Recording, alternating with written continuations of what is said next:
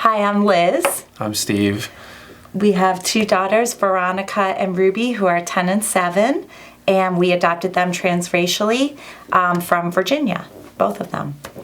Yeah, and I think that we learned a ton through this whole process. I think going into it, as we said, we were motivated to become parents, but I think through the whole process and all the people we met throughout the process, I think really opened up our eyes and changed our attitude towards transracial adoption. Not changed our attitude.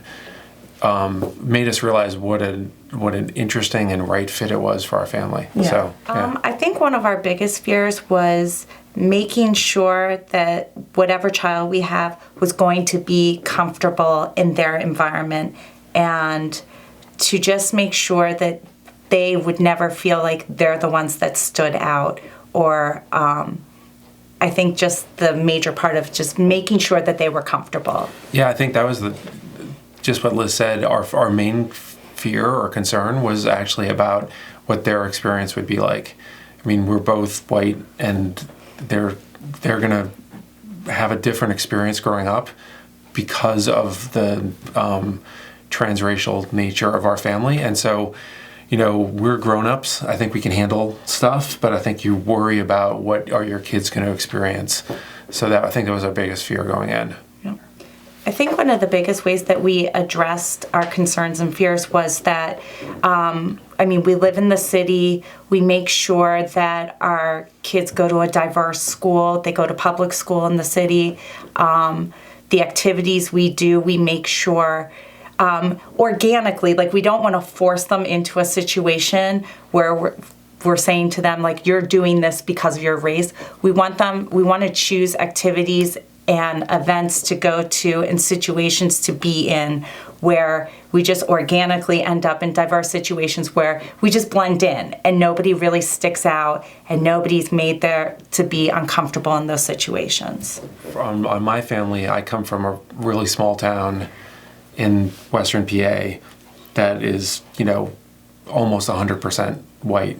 So I did have concerns about just going back home, what the experience would be like for our kids when we went back there. And since both the girls have come, it's really interesting to see how having being a parent or being an aunt or being an uncle, like kids change a lot of that equation. It's like an abstract concept of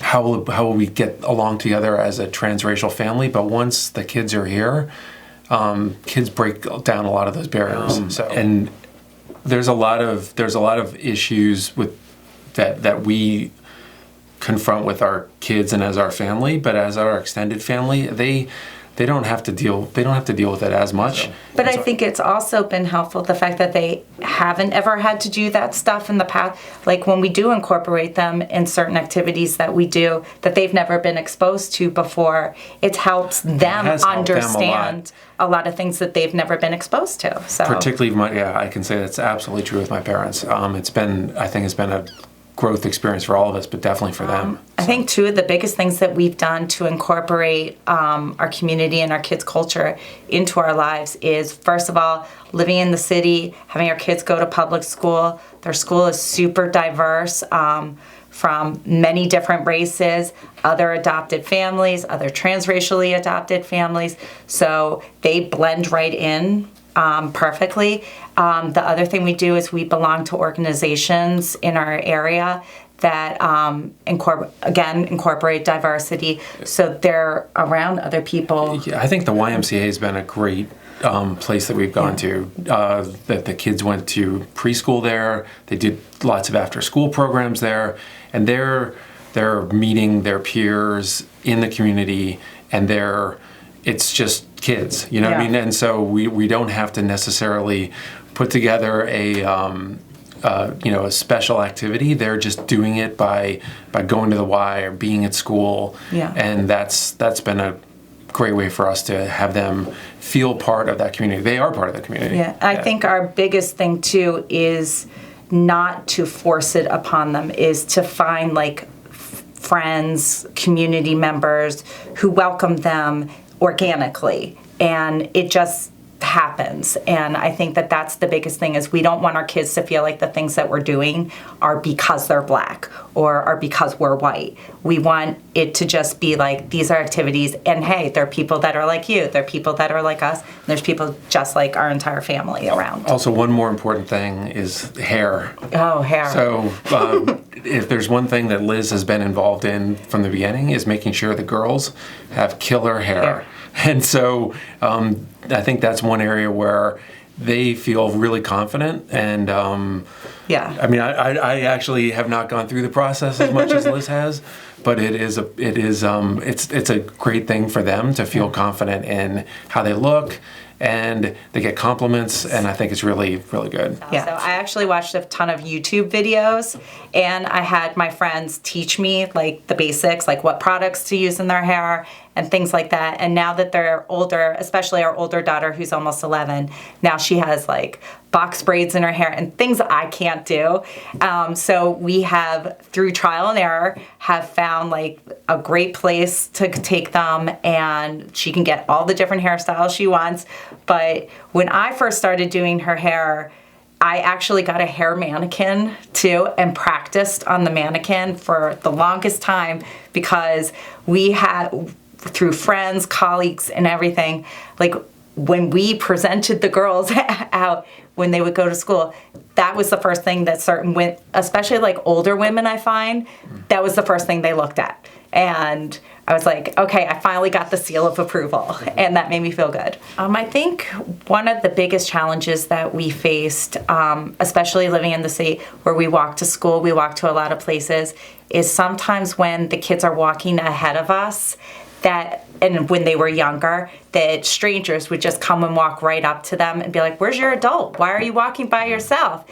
And having to explain to strangers often, like, they're with us, and it would make the kids very uncomfortable. Like, why is this stranger coming up to me? They wouldn't have come up to me if my mom looked just like me, or stuff like that. So things that you wouldn't even think about,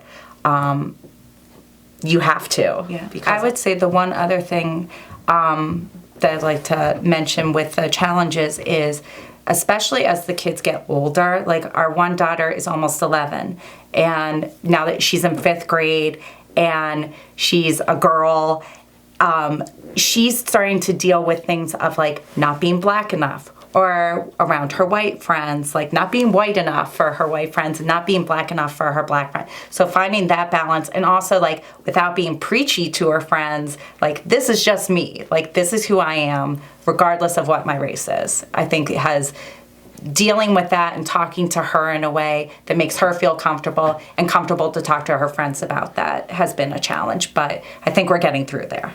Yeah. What advice would you share with other people who are considering transracial adoption? I think you should consider doing it. It's a fantastic. First of all, being a parent is fantastic. I think that all of the benefits of being a parent have been expanded by this multicultural experience that we've had and been on. And for myself, I don't know, I think I can speak for you.